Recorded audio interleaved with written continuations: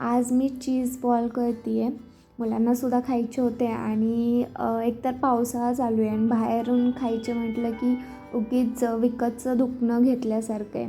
कशाला मग असं वाटतंच ना की म्हणजे भीतीच वाटते. एकतर स्कूल चालू आहे, एक्झाम तोंडावरती आणि बाहेरचं खायचं म्हटल्यावर त्याच्यापेक्षा घरीच बनवूयात म्हणून मग चीज बॉल करते आहे.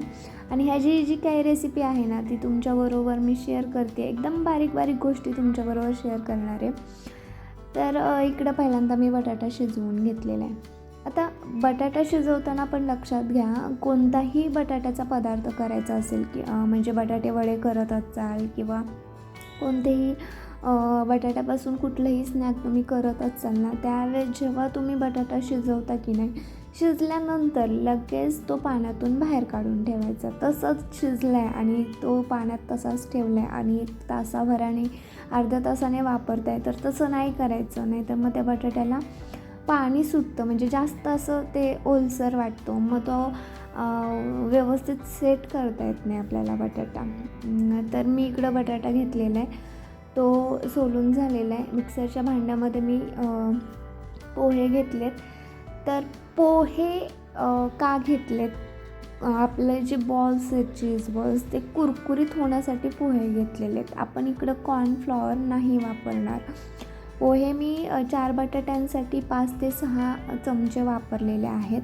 अंदाजेप्रमाणे वापरायचं, थोडेसे जास्त झाले तरी काही हरकत नाही. त्यामध्येच मी सुक्या मिरच्या टाकलेल्या आहेत. आपल्याकडं काश्मीरी मिरची असते, बेडगी मिरची किंवा मग साध्या ज्या वाळलेल्या मिरच्या असतात त्या टाकल्या ना तरी चालतील. पावडर करून घ्यायची पोह्याची. आता इकडं काय झालं आहे ना, माझ्याकडे कॉर्नफ्लॉवर पण होतं, स्वीट कॉर्न पण होतं. मग मी ते स्वीट कॉर्न आहे की नाही थोडंसं जाडसर असं बारीक करून घेणार आहे. जर स्वीट कॉर्न घातलं नाही तरी चालतं, फक्त बटाट्याचे पण छान असे चीज बॉल्स होतात. पण माझ्याकडे आता आहे शिमला मिर्च, स्वीट कॉर्न, तर मी ते घालणार आहे. एकदम छान अशी पिझ्झाची टेस्ट, पिझ्झा फ्लेवर असा त्याच्यामुळं आपल्या ह्या चीज बॉलला येणार आहे. तर कॉर्नफ्लॉवर, शिमला मिर्च, त्याच्यामध्ये कोथिंबीर टाकली आणि काळी मिरीची पावडर टाकली आहे. थोडंसं चवीनुसार मीठ टाकायचं आहे. आता इकडं मी तुम्हाला एक सांगते की मी काय करते नेहमी. माझ्या मसाल्याच्या डब्यामध्ये एका छोट्याशा वाटीमध्ये काळी मिरीची पावडर असतेच.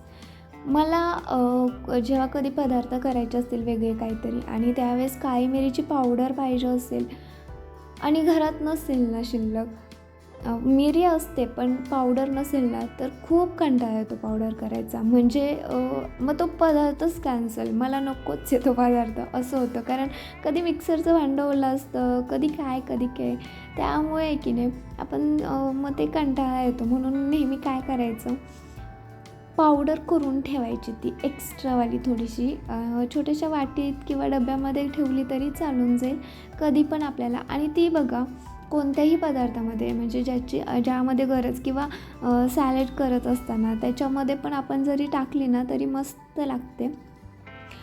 बरं, आता त्यानंतर काय केलं की ते आपण सगळं मिश्रण एकत्र करून मळून घेतलं, तुम्ही बघितलं आहेतच. आणि त्यानंतर एका वाटीमध्ये मी मैदा घेतला आहे. तर मैद्यामध्ये आपल्याला थोडं पाणी टाकून सैलसर असं ते मिश्रण तयार करून घ्यायचं आहे, कारण आपल्याला त्याच्यामध्ये ते बॉल्स कवर करायचे. आणि वरून मी इकडं जो टोस्ट आहे त्याचा एकदम असा चुरा करून घेते आहे. हे मिक्सरच्या भांड्यामध्ये पण तुम्ही करू शकता, पण हाताने पटकन होतं आहे, कारण ते असताना क्रंच असे खुसखुशीत असतात म्हणून मग ते हाताने होऊन जातात. आता तो चुरा झालेला आहे. आपल्याला मैद्याचं मिश्रण पाहिजे होतं ते झालेलं आहे. मी इकडं मोझरेला चीज घेतलेलं आहे, कोणत्याही प्रकारचं चीज वापरू शकता.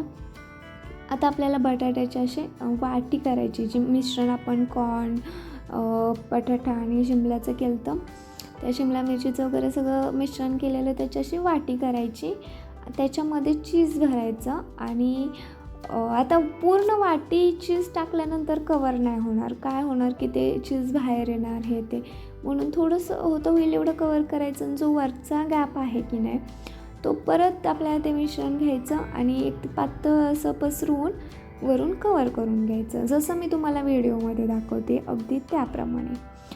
आता हे जे बॉल्स आहेत ना, तुम्ही हे फ्रीझरमध्ये स्टोअर करून ठेवू शकता. अगदी 8-10 दिवस छान राहतात ते बॉल्स आणि जेव्हा पाहिजे तेव्हा तुम्ही ते तळून घेऊ शकता. तर मी आता हे तुम्हाला एक 5-6 बॉल करून आहे ना, लगेचच तळून दाखवणार आहे. बघूयात आपण कसे होत आहेत ते. तर मी इकडे बघा या प्रकारे करून घेते. एक सोपं आहे आणि हलक्या हाताने असं फिरवून घ्यायचं, म्हणजे गोल असा शेप व्यवस्थित सगळ्या बाजूने कवर होतो. तर इकडे मी आता हे 5-6 बॉल करून घेतलेले आहेत. 6 बॉल झालेले आहेत आणि आता आपण तळून घेऊयात. मी उरलेले नंतर करेल, पहिल्यांदा तुम्हाला दाखवते. तर आता हे बॉल्स करण्यासाठी किंवा तळण्यासाठी आहे की नाही, आपल्याला मीडियम गॅस ठेवायचा आहे. तेल चांगलं गरम झालेलं आहे, मीडियम गॅस ठेवलेला आहे आणि आता मैद्याच्या मिश्रणामध्ये आपल्याला तो बॉल्स टाकायचा आहे आणि त्याला या टोस्टच्या चुराने कवर करून घ्यायचं आहे. त्यामुळे मस्त कुरकुरीत होईल. असंही आता मी इकडे पुढे जाऊन तुम्हाला एक सजेशन देणार आहे की तुम्ही काय करू शकता. आता इकडे मी सगळे असे तळून घेते.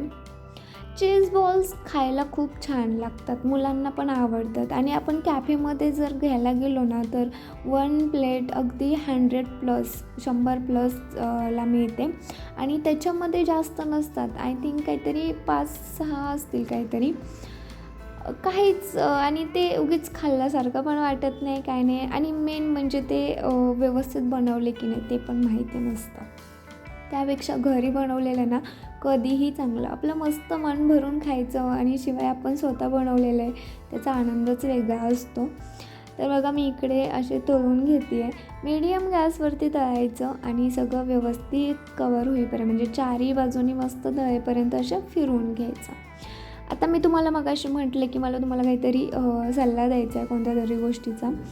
तर तो हाच की जर टोस्टचा जो चुरा आहे ना, तो जरी नाही तुम्ही लावलात ना तरी चांगले क्रिस्पी असे कुरकुरीत होतात बॉल्स. म्हणजे मी स्वतः ते ट्राय केलेलं आहे. आता इकडे रेसिपी तुम्हाला प्रॉपर चीज बॉलची दाखवायची होती म्हणून मी तुमच्याबरोबर ही शेअर केली की बाबा टोस्टचा चुरा दाखवला, तो त्याने कवर वगैरे केलं. पण काय होतं माहिती आहे का, टोस्टचा चुरा आहे ना तो लावला ना तर तो तेलामध्ये असा पसरतो आणि मग ते तेल काळपट असे कणकण दिसतात, म्हणून मला ते मी शक्यतो स्किप करते. डायरेक्ट मैद्यामध्ये ते कवर करते आणि तळते. तर बघा वरून मस्त क्रिस्पी झालेलं आहे, आतमधून चीजसुद्धा मेल्ट झालेलं आहे, मस्त लागतं बघा करून या पद्धतीने.